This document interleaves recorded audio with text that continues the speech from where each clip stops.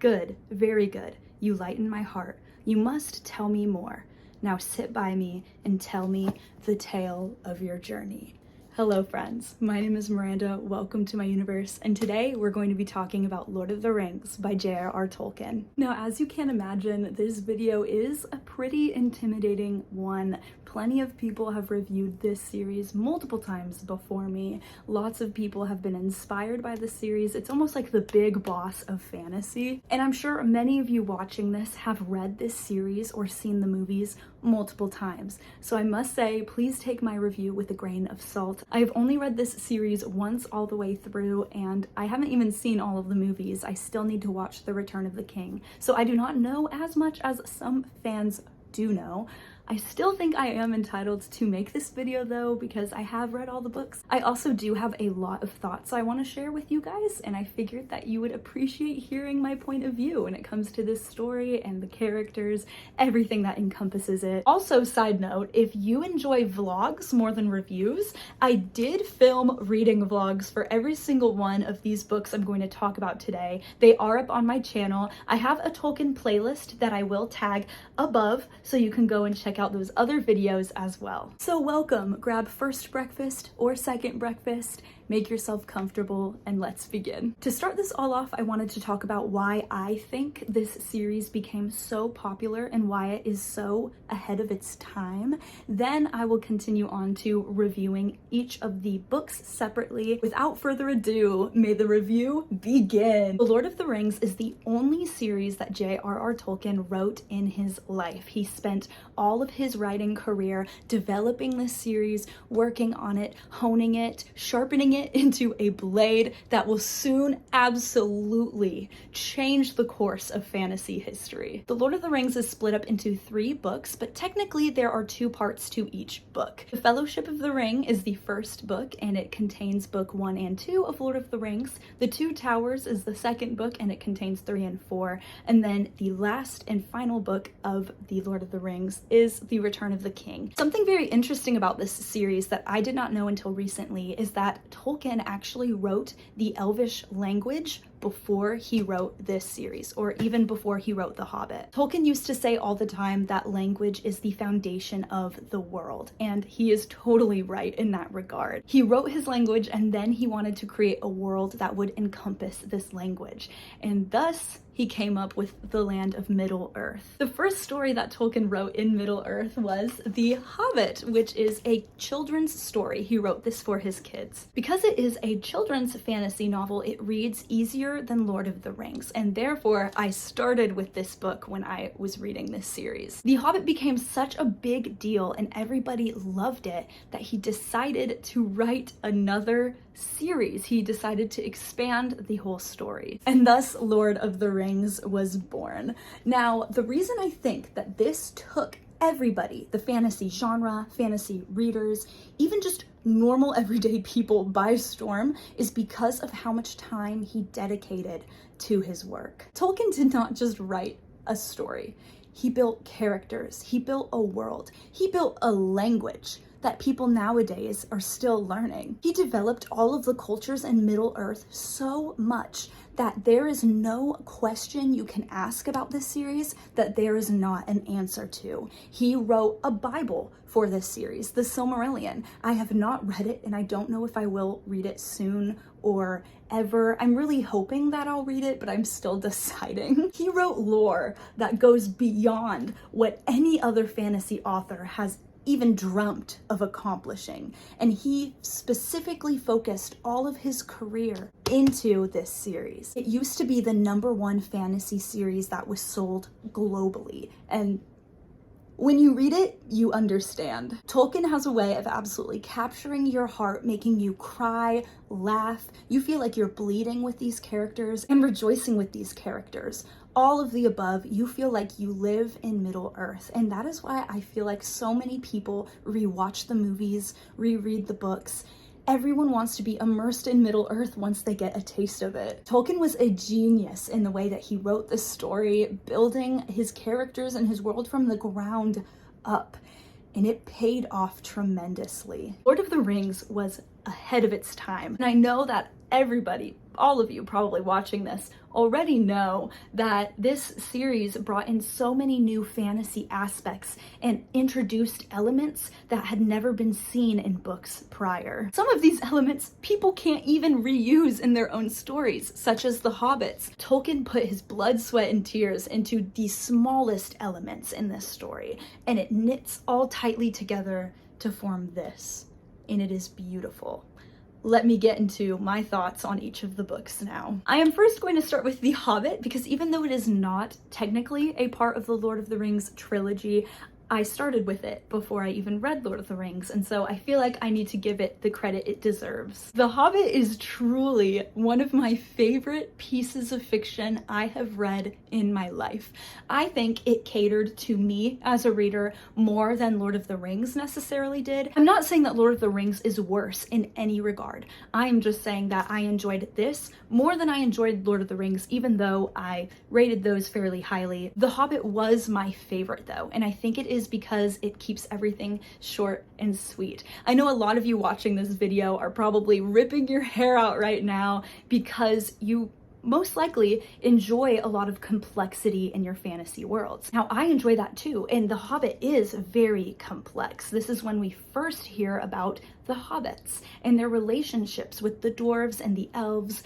Our first introduction to Middle-earth happens within these pages. So it is still very complex, however, it is very different in its execution and in the way that Tolkien writes and talks to his audience. And I think that that is why I enjoyed this one more than the other three, though the other three are spectacular in their own ways. Just in case you didn't know, The Hobbit follows around our main character, Bilbo Baggins, who is a hobbit living in the Shire. He lives a very quaint, peaceful life until one day he is met by Gandalf, the great wizard. Gandalf swoops Bilbo on an adventure with a horde of dwarves as they try to raid a treasury of the dragon Smaug. It is a lighthearted and easy read, and I ate it up so fast. I gave this book 5 out of 5 stars, as I have to because it's written by Tolkien. Let's continue on to The Fellowship. The Fellowship of the Ring is the first book in the Lord of the Rings trilogy, and in it we follow around our main character, Frodo Baggins, who is one of the younger cousins of Bilbo Baggins. One day, Bilbo Baggins ends up moving out of the Shire and taking a vacation, and he leaves Frodo with all of his belongings, one of which is a mysterious ring. You guys get the gist. You know what's going on. So, The Fellowship of the Ring. A lot of people who talk to me about this first book bring up that it is a slog to get through, it's the slowest, it's the hardest to read out of the three. And though I might agree with them, I still think that it is a phenomenal piece of literature. I think Tolkien did an excellent job building this world from the beginning, because really, a lot of authors struggle with their first books in a series because of that fact. This is your audience's first introduction to the world, though technically if you read The Hobbit, you kind of already have a feel for Middle-earth. So all things considered, and especially because of how intricately woven this world is, I think Tolkien did a really great job. He eases the reader into everything. He starts it off with a big birthday party that is thrown in the Shire. Who wouldn't enjoy the big birthday party? I want the hobbits to throw my next birthday party. Are you kidding me? Those guys can partay, and the tone is fantastic. Like I said earlier, you feel like you are in Middle-earth with these characters. He slowly eases you into understanding these characters and getting to know them, and I would say 50% of the time, these characters pop up unexpectedly in the plot. It keeps the reader on their toes, expecting more, trying to figure out what might happen next, and it is fantastic. Tolkien did a great job. I really liked this first book.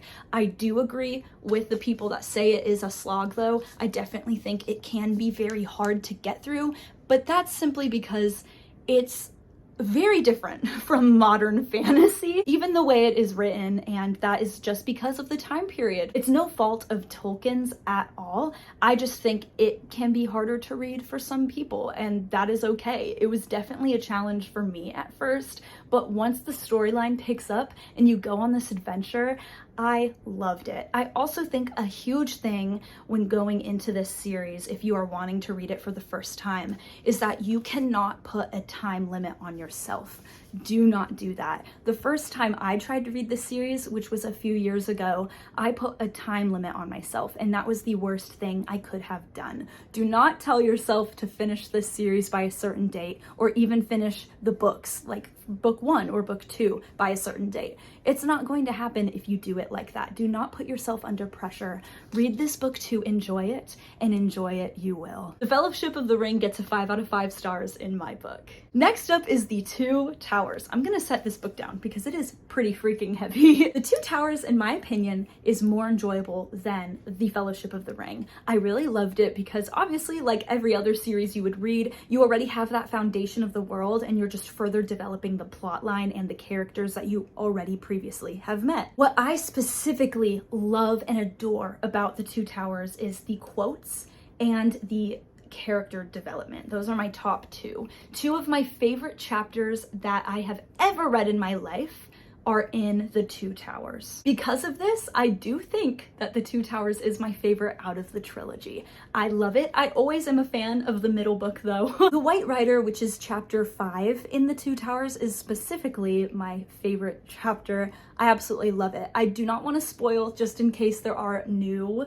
readers watching this who have never read it. But in this chapter, you are introduced to a character, and the way that Tolkien does it is so magnificent. I have never read another character introduction like it. It is beautiful.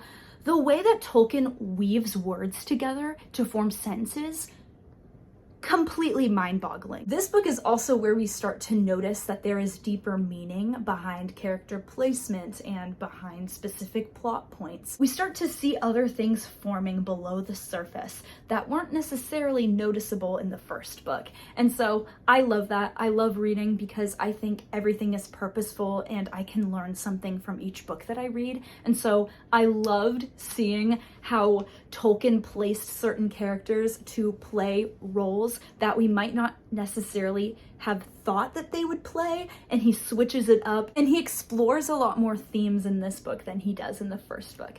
I really enjoyed it. 5 out of 5 stars. And then we get to the third and final book of Lord of the Rings, which is The Return of the King. I loved this one as well. Are we surprised? This is the grand finale to Lord of the Rings, and oh boy, I never wanted it to end. This book is very heart-wrenching, mainly because it's the end of an era, the end of a saga, and you're just left so empty by the end of it. Like, is this really the end? It's not really the end. I mean, come on. There's the appendices at the end of Lord of the Rings and the Silmarillion and other tales that you can read as well.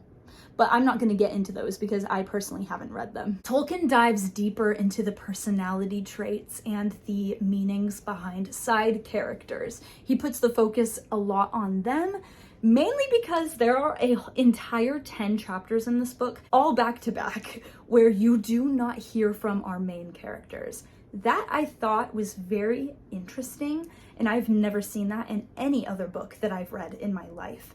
The main characters were out of the picture for 10 chapters, and you are just left with all of the other side characters. Now, of course, with Tolkien, there's not really such thing as a side character because he builds a story and a world and a culture within that one character. He establishes who they are, and that is the beauty of Lord of the Rings. I found the ending to be very satisfying. It brought tears to my eyes. It made me laugh.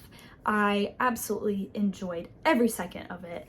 Every second of this series. I have yet to read a Tolkien book that gets less than 5 stars, so that means that The Return of the King gets 5 out of 5 stars as well. All right, and that is it for my review of Lord of the Rings. Thank you so much for watching this and supporting me. If you have any questions, comments, concerns, please feel free to comment them down below. Thank you so much for all that you do. Remember that the world is a better place because you're in it. I love you.